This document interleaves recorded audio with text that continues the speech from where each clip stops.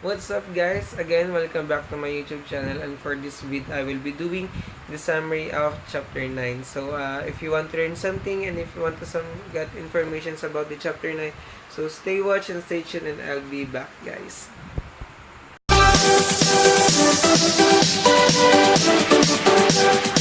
Okay guys, so welcome back to my YouTube channel, and for this vid, I will be doing the summary of chapter 9. So the chapter 9 is the transport layer. So data networks and the internet support the human network by supplying reliable communication between people. So on a single device, people can use multiple applications and services such as email, the web, and instant messaging to send messages or retrieve information. So data from each of these applications is packaged, so transported and delivered to the appropriate application on the destination device. So the process described in the OSI transport layer accept data from application layer and prepare it for addressing at the network layer. So a source computer communicates with the receiving computer to decide how to break up data into segments. So, how to make sure none of the segments get lost, and how to verify all the segments arrive. And when thinking about the transport layer, think of a shipping department preparing a single order of multiple packages for delivery. So the role of the transport layer.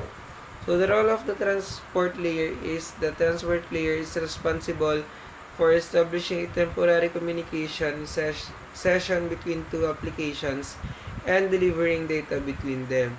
So an application generates the data that is sent from an application on a source host to an application on a destination host. So this is without regard to the destination host type and the type of media over which the data must travel, and the path taken by the data, and the congestion on a link or the size of the network. And as shown in the transport layer is the link between the application layer and the lower layers that are responsible for network transmission. So the CP features. To understand the differences between TCP and UDP, it's important to understand how each protocol implements. So specific reliability features and how they track conversations, in addition to supporting the basic functions of data segmentation and reassembly. So TCP also provides other services. So establishing a session. So TCP is a connection-oriented protocol.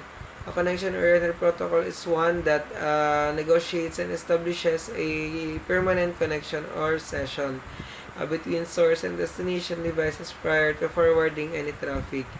So through session establishment, the device is negotiable the amount of traffic that can be forwarded at a given time, and the communication data between the two can be closely managed. The reliable delivery. In networking terms, reliability means ensuring that each segment that the source sends arrives at the destination. So for many reasons, it is possible for a segment become corrupted or lost completely. So as it is transmitted over the network, same order delivery, because networks may provide multiple routes or routes that can have different transmission rates, data can arrive in the wrong order. So by numbering and sequencing the segments, TCP can ensure that these segments are reassembled into the proper order. So the flow control. Networks host limited resources such as memory and processing power. And when TCP is aware that these resources are overtaxed, it can request that the sending application reduce the rate of data flow, and this is done by TCP regulating the amount of data the source transmits. And flow control can prevent the need for transmission of the data and when the receiving host resources are overwhelmed. So TCP server process. So each application process running on the server is configured to use a port number. So either by default or manually, by a system administrator, an individual server cannot have two services assigned to the same port number within the same transport layer services. So for example, a host running a web server application and a file transfer application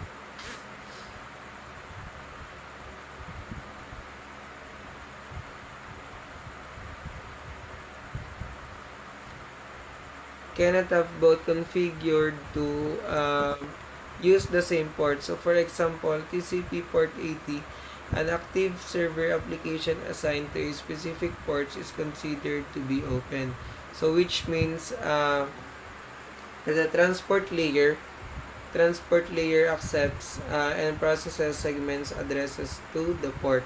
So any incoming client request address to the correct socket is accepted, and the data is passed to the server application, and there can be many ports open simultaneously on a server, and one for each active server application.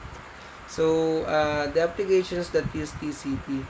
So there, TCP is a great example of different layers of the TCP or the IP protocol suite have specific roles. So the TCP handles all tasks associated with dividing the data stream into segments. So providing reliability, controlling data flow, and the reordering of segments. The TCP frees the application from having to manage any of these tasks. And applications like those shown can simply send the data stream to the transport layer and use the services of TCP.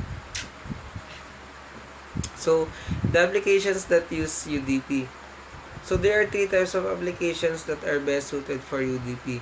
So, the first one is the like video and multimedia applications.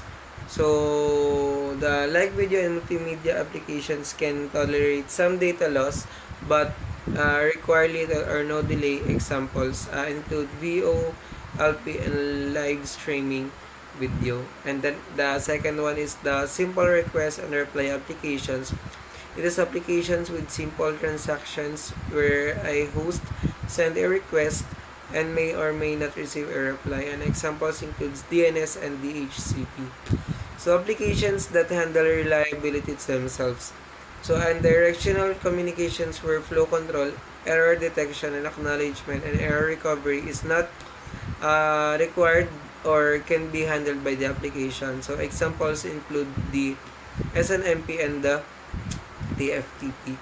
So although DNS and SNMP use UDP by default, both can also use TCP. Then the DNS will use TCP if the DNS request or DNS response is more than 512 bytes, and such as when a DNS response includes a large number of name resolutions. And similarly, under some situations, and the network administrator may want to configure SNMP to use TCP. So the transport layer provides transport-related service by, first one is dividing data received from an application into segments, then adding a header to identify and manage each segment, then using the header information to reassemble the segments back into application data, then passing the assembled data to the correct application. Then UDP and TCP are common transport layer protocols. So UDP datagrams and TCP segments have headers added in front of the data that include a source port number and destination port number. So these port numbers enable data to be directed to the correct application running on a destination computer. So the TCP does not pass any data to the network until it knows that the destination is ready to receive it. The TCP then manages the flow of the data and resends any data segments that are not acknowledged as being received at the destination. So the application developer decided that transport layer a protocol that best meets the requirements for the application. So it's important to remember that the other layers are all play a part in the data network communication and influence its performance. And guys, that's all for my video of chapter 9. And I hope you guys got some information or knowledge about the chapter 9.